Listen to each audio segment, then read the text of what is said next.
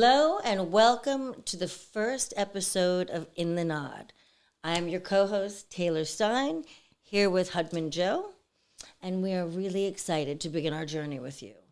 Unfortunately, this is not what we had planned as our first episode, but given that we are in the epicenter of the LA fires, we thought that we would speak to you in the moment, about the moment. Harmamjot, what else would you say about? Yeah, I'd say, first of all, just like you said, I'd say welcome. We're here. We can't wait to be with you. We can't wait to bring you incredible, game-changing, boundary-pushing, mind-blowing conversations. I mean, Taylor and I really have the nose and the inkling to really go underneath the surface and to discover both the hidden truths and also the things that are hyper relevant to people's worlds today. But we are here. We've been under evacuation demands. We've been under evacuation warnings. And I left my home Tuesday at 10:30, and that was the last we saw of that. So it's been an extraordinary experience, and we thought we should come to you live with reality, something that is meaningful, something that's relevant, and that we're both very much a part of. Yeah, also, the two of us tend to dig a little deeper and question things that one might not ordinarily question. But that's what makes this an interesting podcast, and that's what makes us not only eccentric, but, very curious. Yeah, that's all to say. We can't wait for our full season, but here we are, here in the Los Angeles fires. So it's been hard to metabolize, even think about everything that's happened. Well, certainly, and you're clearly still in shock, and I think that you will be for quite a while. I mean, from everything we have read and understand at this point, you're running on fumes. I will say that the two of us had very different experiences. We were together the whole time. We were. But, I'm one of those lucky ones, and there's a bit of survivor guilt involved with that as well. But I want to say that watching Harmamjot, the way she handled this. Now, Harmamjot is a yoga teacher, and she teaches a bunch of programs. Yeah. And I think they really helped her navigate this in a way that was unique. It was calm. It was centered. It was proactive. And so why don't we talk a little bit about your response and how you're feeling and how you're managing your family and things that could help other people who are going through this right now. Why don't we start off with that? Okay, for sure. So as I said, the feelings come in waves. I think first there's the first wave was actually the extent of all of the devastation. This is the biggest fire Los Angeles has ever seen. And for me, just the loss of my town, the loss of the city that I am raising my kids in, that was most painful. The feeling of the home loss is coming in waves. And I feel that in this process, I've been sort of finding center in the moments that I can. And this comes from having a connection to my body where, what I love, there's so many things that I love about yoga, specifically Kundalini yoga, but any yoga will do this, is it puts you back in your body. You have to inhabit this vehicle, which most people pop out of because they're not used to feeling feelings. So being centered in the body has been really helpful, any kind of yoga practice. And then the other thing is that this yoga really does strengthen your nervous system. And I do think that these are challenging times for everybody. We're in what is called polycrisis.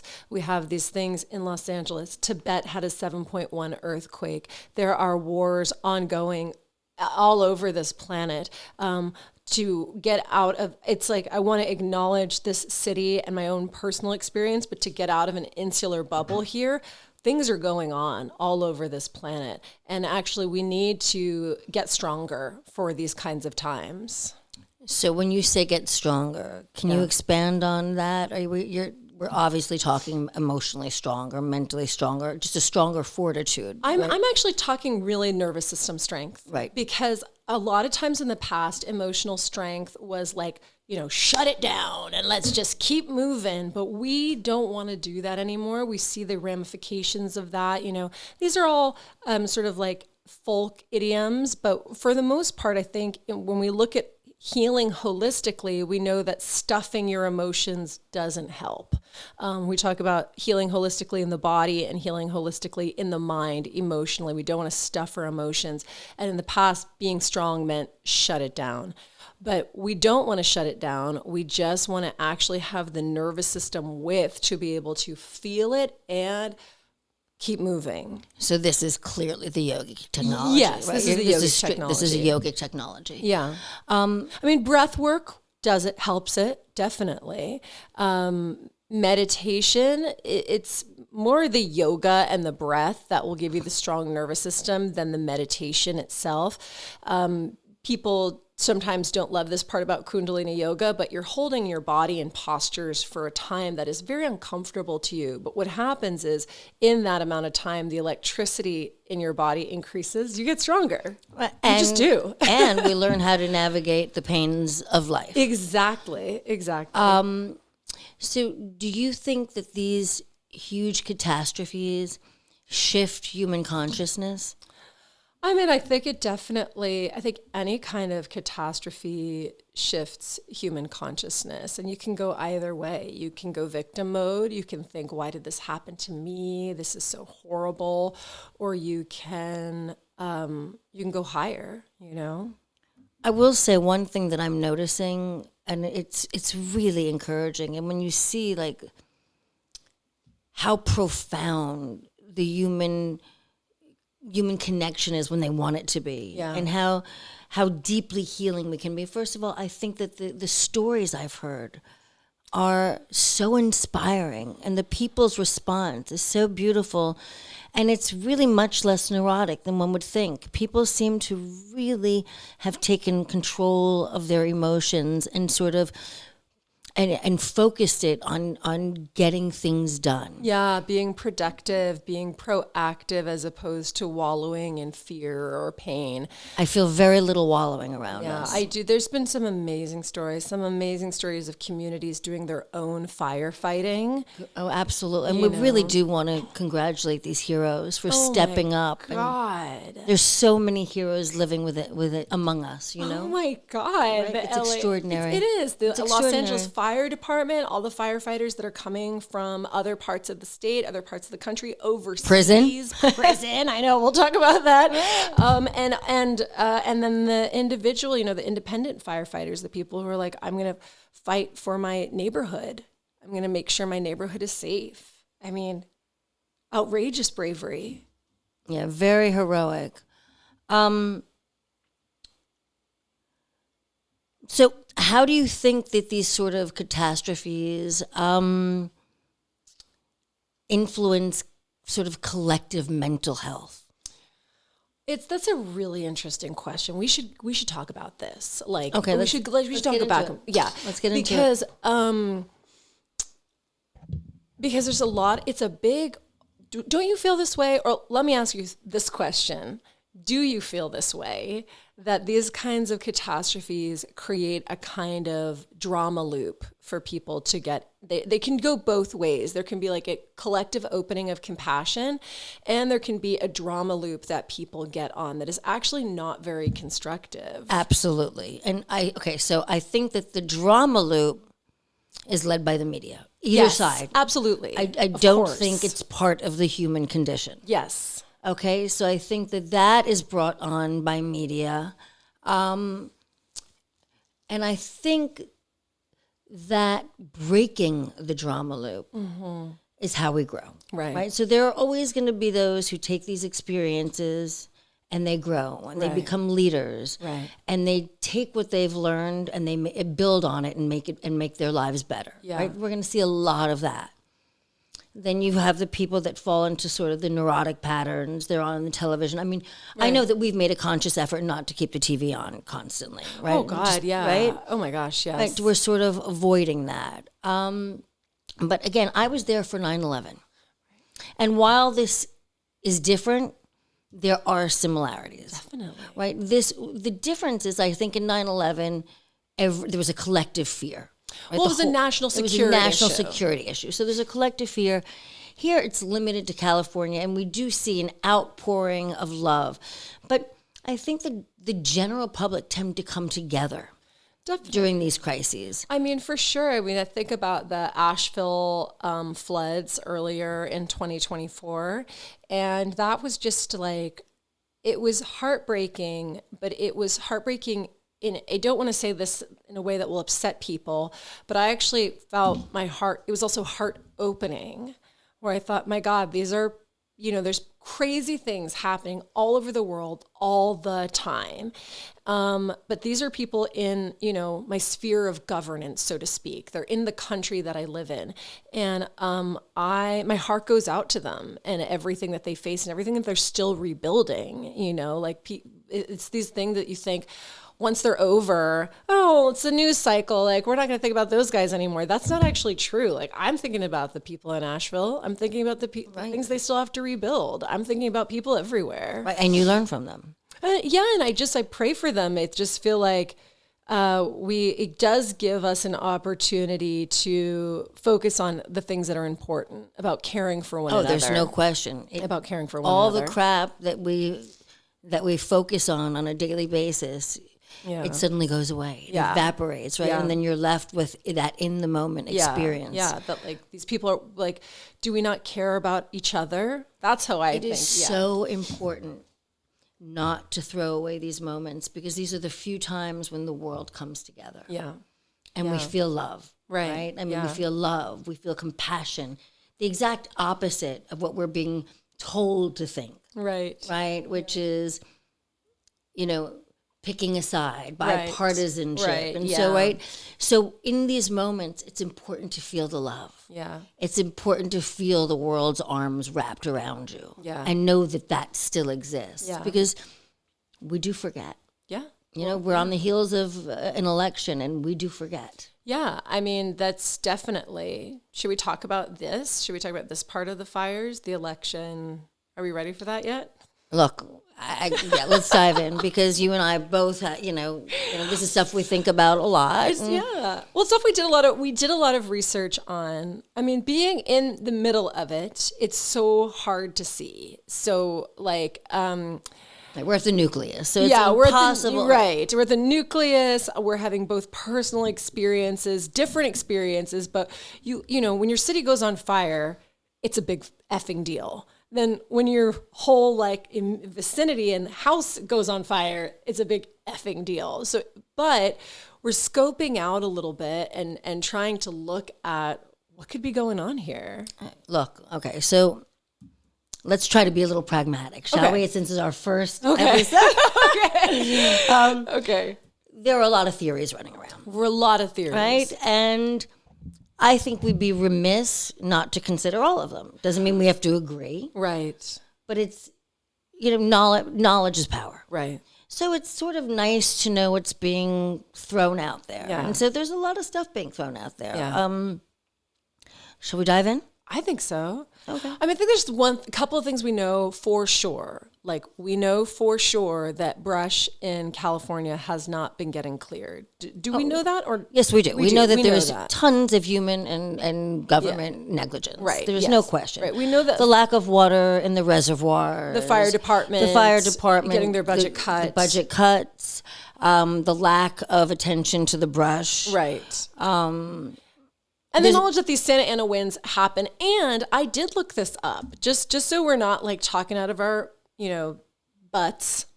We do have computers on the desk because we want to make sure we're not experts in this field. We want our facts straight. Right. So Santa Ana River watershed did have a cloud seeding pilot program. And they were seeding from December 2023 through April 14th of 2024. And they stopped that. They were no longer cloud seeding in Los Angeles. So first of all, let's go a little bit deeper.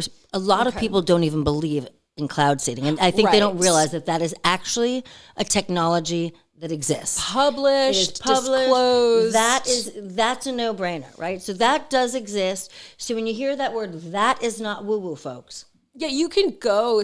I mean, who knows if they'll keep it up? But for now, I'll screenshot it. Right. SAWPA, SAWPA.gov/Santa-Ana-River-Watershed-Cloud-Seeding. There you go. / So for those of us in California, we already know this, but we've had a lot of rain in the past 2 years, right? Right. And we are actually out of our drought. But the government did stop the seeding. Right. Right. So we just want to know why. Right? There's a lot of whys and no answers. The press releases aren't giving us answers.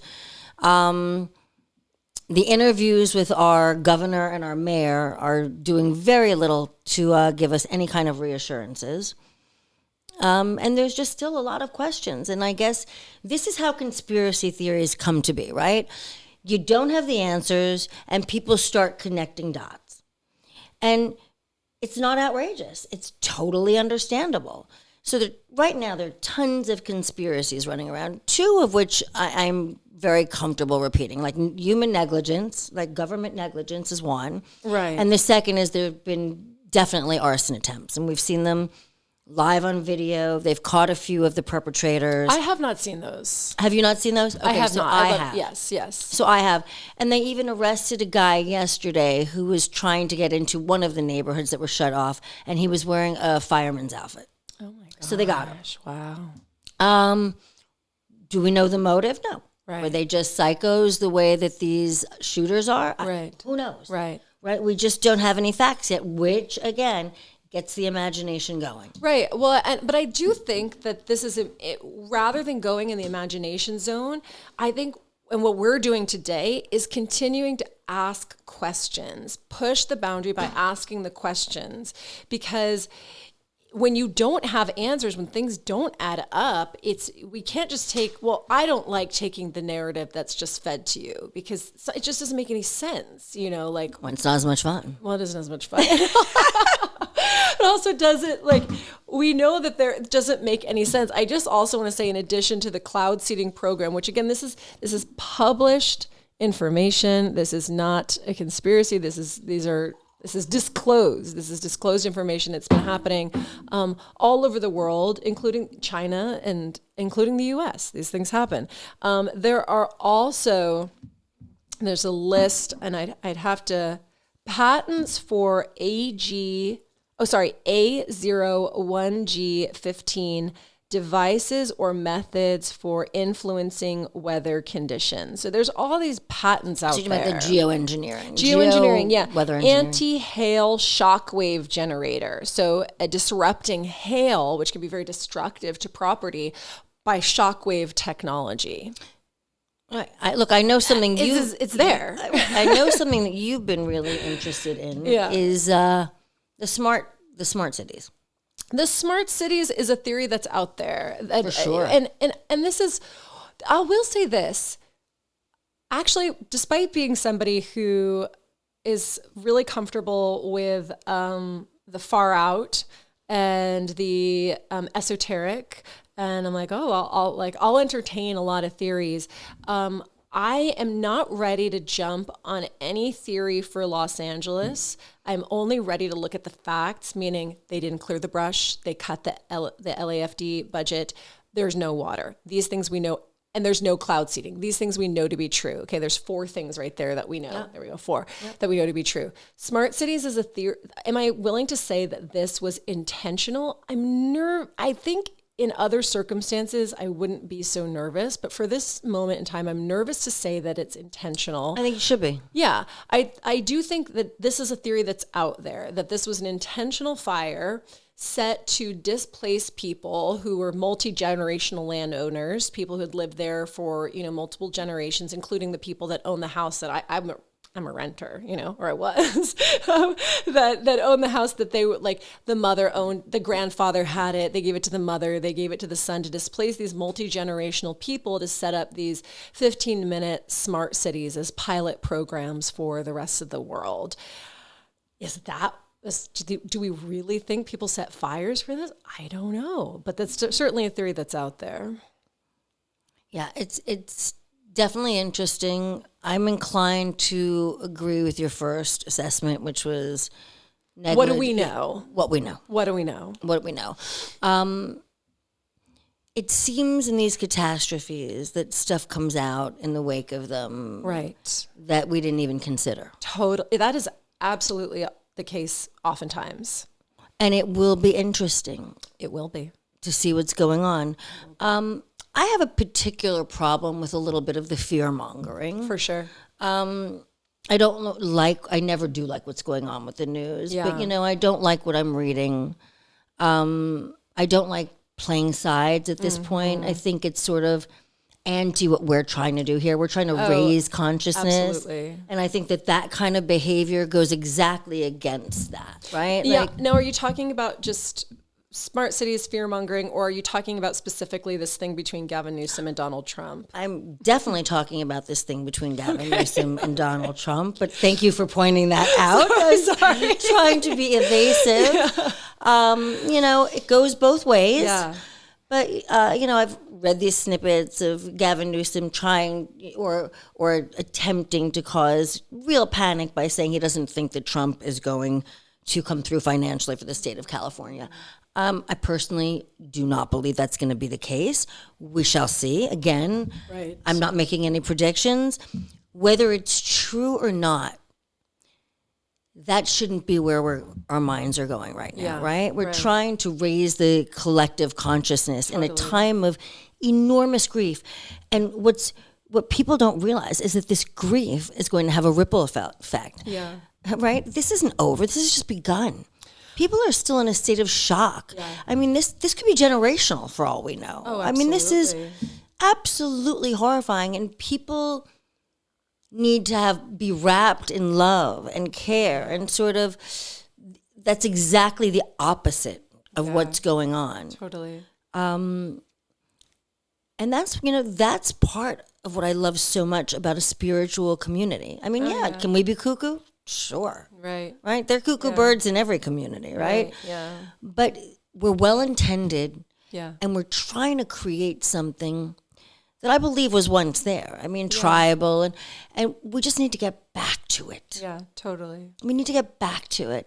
And it's these moments that are opportunities. Yeah. And I really hope we don't lose it focusing on MSNBC or Fox News. Right. I really hope that we're looking to the leaders that deserve to be our leaders. I am so with you there. I have been there for a long time, just about like, what kind of leaders do we have in this world, and are they espousing the values and the kinds of perspectives that are actually going to bring us into a space where we're unified and independent. We have our independent identities, but we're working together. There's just so much. How do communities come together in crisis? And will it be everlasting? Like, will this create a lasting social change? Totally. Wouldn't that be beautiful? Oh, gosh, it would. Wouldn't that be fascinating? It would. And by the way, it's completely possible. Yeah, it's true. It's completely possible. Now, when you were talking about a reboot to the nervous system, meditation may not do that. Yeah. But meditation will certainly help with the seeing sort of the meta vision. Absolutely. It definitely reboots the mind. It reboots the mind. It's not quite the body nervous system, but it reboots the mind, and that's a big deal. The mind is so powerful. You start looking at things more objectively. You look at things from a much bigger point of view, a much more universal point of view. Right? And absolutely. And so, I was reading this amazing article about someone who'd been through the fire in Hawaii, and he said that he didn't understand why in that moment he felt such gratitude. Oh, wow. He said he kept emoting gratitude. Oh, my God. Like through the tears and through the pain. Wow. And it was because he realized love existed. That's incredible. right? And so in the worst of times, if we can realize that love exists, then we're ahead of the game. And maybe that's why you've been so brave and why you've kept it together. Yeah. Right? Because you've been practicing this for Right. so long. Yeah. Yeah. Yeah, totally. Yeah. You can breathe it in, you know, every moment is good. Like, I think that's a real mind training and body training, which is just like reassess your values, every reassess moment- what's important. and every moment is sacred and every moment is part of the adventure. I also think these moments help you break through the Maya. Oh, absolutely. Right? They help you break through the veil that we're living in, right? Suddenly, how important are your possessions right now? How isn't, right? I mean, you miss them. I miss my shoes. You miss them. Yeah. But they're not what you were clinging to. It was the two babies, right? Yeah, for sure. Right? Absolutely. I didn't really think about them in the moment. They weren't the important things. And no, I mean, possessions can always be, you can reaccumulate. Reaccumulation, I mean, it's natural. Like, once you get depleted and you reaccumulate, like it always happens. You try to throw things away and people give you more stuff. Right. You're like, I didn't want any more stuff. And even so, like, I feel like for us, like, we're starting a new business, right? Yeah. And we had considered putting off the launch. Like, we thought, God, are we tone deaf? Is this appropriate?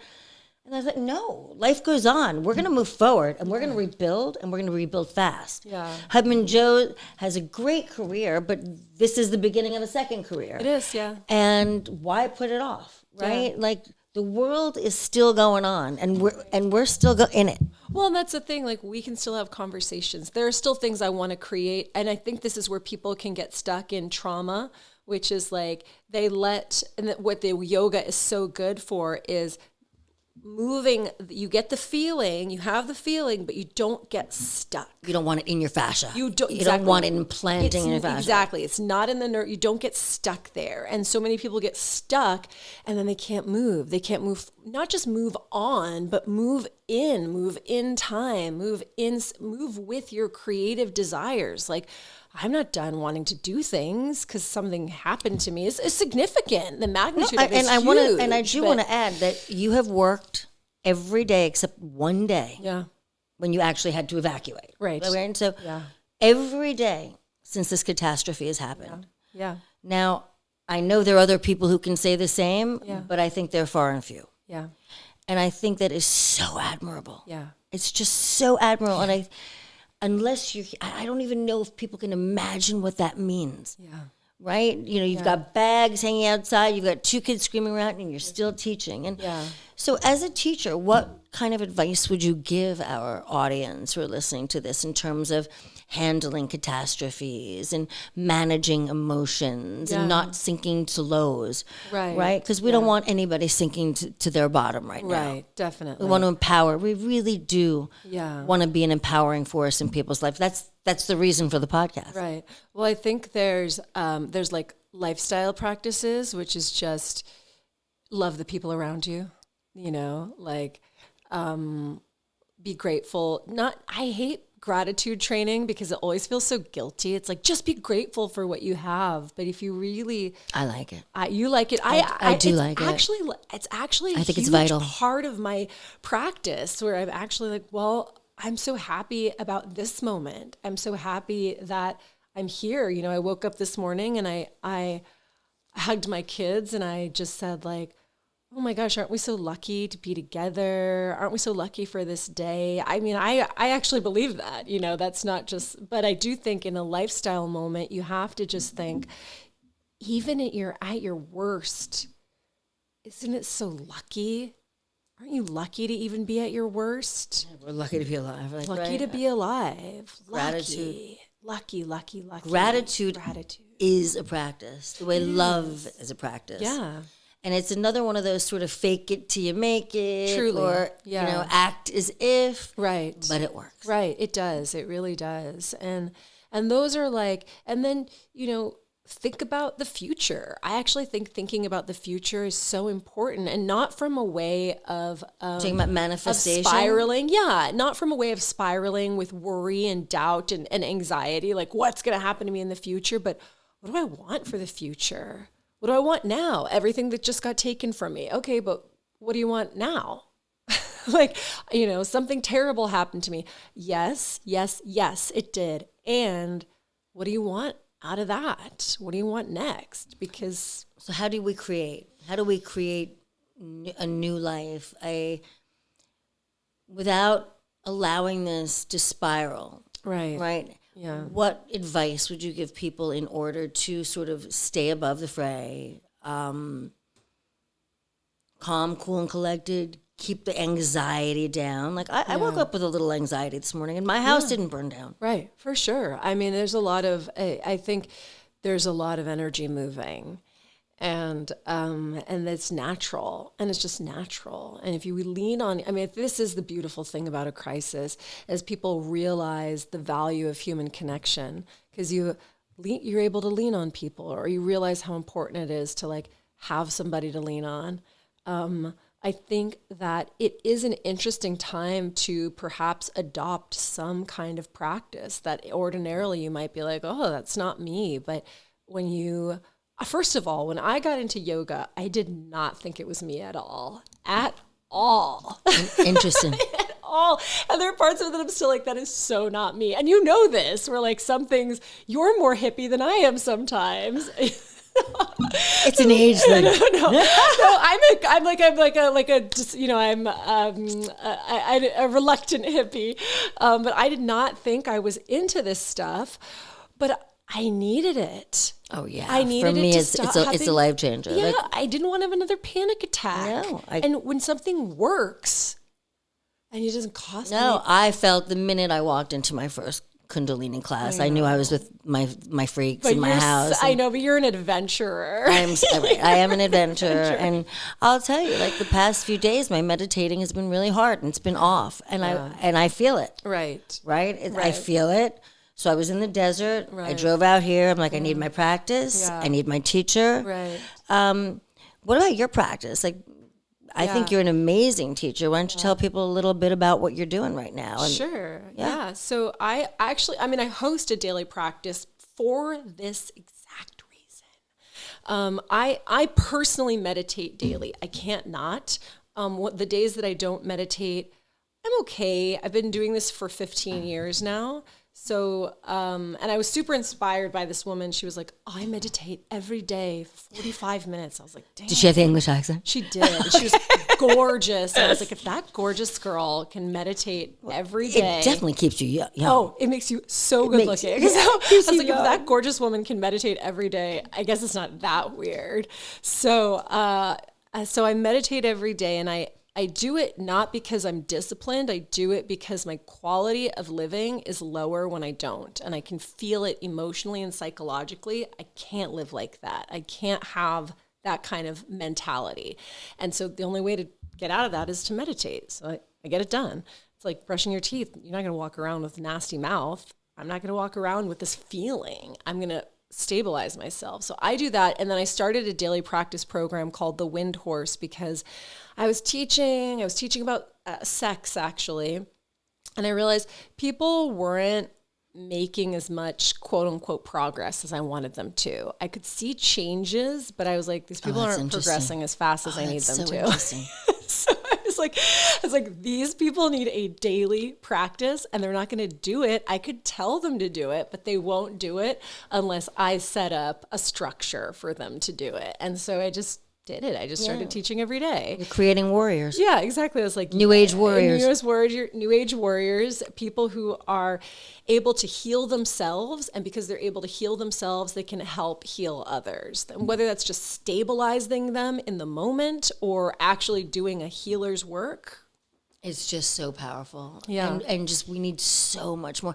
Wait, and now I'm sorry. I'm Yeah, taking a step totally. back and I'm rushing in. For sure. How do people connect with your program? Is it all online? Yeah, it's all online. Well, currently everything's online, right? Everything's online. It was like, it was my dream to reopen a studio for myself. About to do it. I was about to do it. In the Palisades, by the way. In the Palisades. It was coming. It was coming. I am going to get that place. And, but again, as opposed to looking at, right, as opposed to looking at it as, Oh my God. It was, again, you were like No, I was grateful that I am. No, I was, and you know that in the moment I was cranky, I was frustrated, I was scared, I was nervous, I had self-loathing. I was like, oh my God. I wouldn't go that far. I was like, That I was an can't even exaggeration. open a studio. You just had to make that list. You just had to make that list longer. No, I did. I was so upset, but look at what would have happened to my studio. It didn't. So that said, I do intend. I still want a place to be in person because I mean, I travel around. I go to Europe and I do Lots of immersions and retreats. Yeah, you do. I love to be in person. I love to have that opportunity. But so I still want to do that. But for now, we're so lucky to have the internet. It's all online, And it's Harmamjot. What is it? Harmamjot? no, it's actually studiohud.com. Do you want to spell that for people who don't know the HUD? Yes, studio, like a normal yoga studio, and then HUD, HAR. Because the average person doesn't know that HUD is HAR. Right. They'd be like HUD, Studio HUD. No, Right, they won't be able to find HUD. it. Yeah, Right. that sounds like a placeholder URL that's now just the URL. Right. And Harmamjot.com does exist. It's just the old website. Got so it. We're rebranding. So where are we now? Are we winding down? I don't Are we know. keeping going? What else do we want to talk about? Other theories out there? Oh God, we want to talk all day, and we'll get off this podcast, and we'll continue to talk about it. No. But, do you know how long we've gone? Haley, our lovely producer over there. How long? 36 minutes. Oh yeah, so we can start winding down, but we can get a few more points in there. Yeah. Are you feeling nervous about anything? We'll cut this part. In terms of what? In terms of subject matter? Not at all. Okay. Are you? No. Just Not at making all. sure. Oh, are you feeling nervous about moving forward with anything? No, I'm not. I'm wondering if you are. Not even a little. Okay. I don't get nervous about this stuff. I don't get nervous about this stuff. Let's keep it in. She's not nervous. I think in terms of what's to come, and we'll obviously have some specialists on that can talk to us We'll about have facts, some specialists. right? We'll talk about some facts in terms of what to come. I do love your point that things are often revealed. And this is why I think it's important to ask questions, because there's just things are going to be revealed, but you always vet. If you get a contract, you vet it. If you meet a person, you vet them. If you're being given information, you vet it. You ask questions. That's what a very thorough person does. So, why do you suppose so many people nowadays don't? They don't question. They don't question the government after. Yeah, I know. How many reasons do you need to, right? Well, I wonder about that. I wonder if